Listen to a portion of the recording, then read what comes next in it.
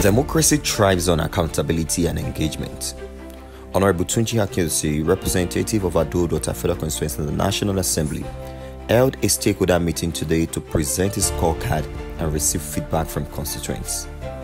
From traditional rulers to youth groups, trade associations to civil society, everyone had a voice at the table.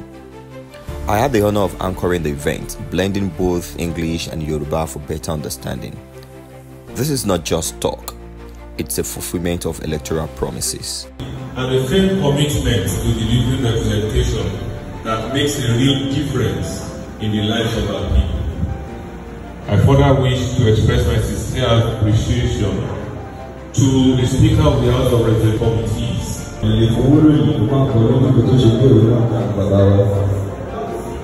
All right, moving on with good messages. Let me invite the CEO of Ado-Ota International School.